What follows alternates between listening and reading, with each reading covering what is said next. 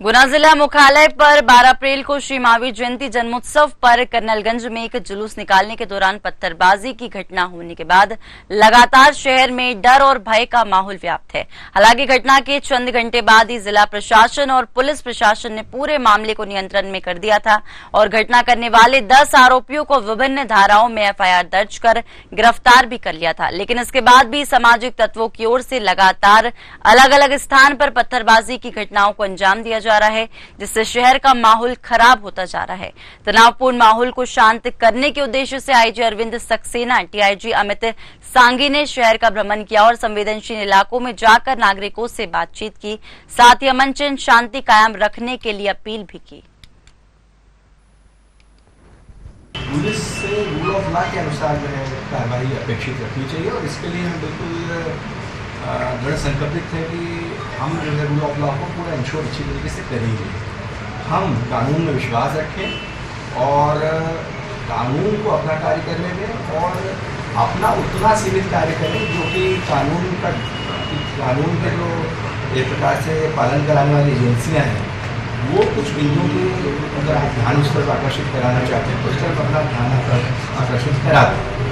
और उसमें सभी को एक बैलेंस रखना चाहिए, क्योंकि जो सोसाइटी है उसके लिए सभी का कर्तव्य है, सभी संवर्गों का कर्तव्य है कि एक अच्छा वातावरण, शांति का वातावरण और समरसता का वातावरण वो मेंटेन रहे। और गुना नगर की बड़ी गौरवशाली परंपराएं रही हैं।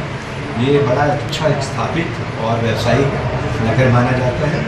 जिसमें बहुत प्रबुद्ध नागरिक रहते हैं। तो मैं सभी से ये अपेक्षा करूँगा कि सभी लोग ऐसे अवसरों पर बहुत ही परिपक्वता का परिचय दें और आपसी समन्वय से जो पूरा वातावरण है उसको जैसा सब मिलकर स्टेबलाइज कर रहे हैं इसी ढंग से इसको कंटिन्यू में मेंटेन करते हुए स्टेबलाइज रखें। ये अभी ये मैटर ऑफ एग्जामिनेशन है, जैसा कि प्रोसेस रहती है। और सामने जो आयोजक पक्ष है उसने बताया था कि 7 तारीख को उन्होंने एक एप्लीकेशन सबमिट की है। कई बार इस प्रोसीजर आस्पेक्ट रहते हैं तो उसका एग्जामिनेशन हो रहा है। और एक बात और स्पष्ट करना चाहूँगा कि नेचुरली इंडिपेंडेंट सोर्सों से पुलिस को भी ये संज्ञान में आ जाता है कि कोई प्रोसेशन निकलने वाला है। तो प्रोसेशन जब कोई मूव करता है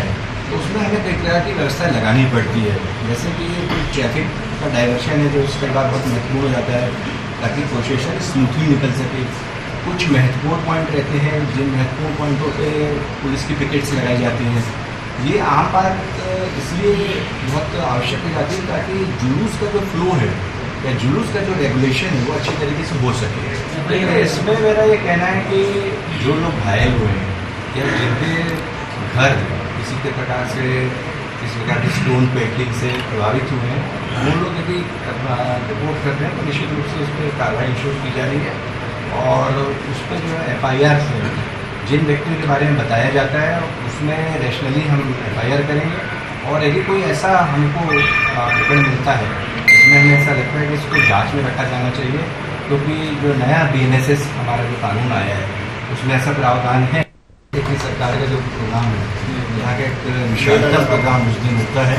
उसमें काफ़ी बल लगा हुआ था और जितना नेशनल बल लगाया जा सकता था उतना यहाँ पे प्रयास किया गया था लगाने का और उससे व्यवस्था बनाई जा रही थी। और इसमें मेरा एक कहना और ये कि कई बार जब इस प्रकार के जो प्रोसेस निकलते हैं तो उसमें आपस में भी जो अलग अलग संवर्ग हैं या समुदाय हैं उनके बीच इस प्रकार की अंडरस्टैंडिंग बन जाती है कि वो अपने अपने रिचुअल्स इस प्रकार से कर सकें कि सभी सुविधाजनक ढंग से अपने अपने रिचुअल्स करें और सभी सेलिब्रेशन अपने अपने जो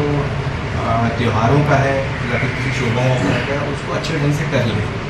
ये सारे एस्पेक्ट जो है सभी को लेकर ध्यान रखना चाहिए और तब कभी भी इस प्रकार की परिस्थितियाँ अनियमित नहीं होंगी। और खासकर गुना जैसे नगर में जहाँ इतने प्रबुद्ध नागरिक हैं और हमेशा जो है बड़ी सामाजिक जो है समरसता रही यहाँ पे और अच्छा सौहार्दपूर्ण वातावरण रहा है, वहाँ पे मैं ऐसा एक्सपेक्ट और करता हूँ कि आपसी समन्वय बहुत अच्छा बनाया जा सकता है, जिसमें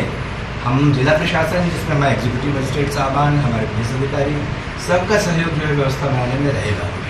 सर पुरस्कृत भी करेंगे और उनके जो मेडिकल्स हैं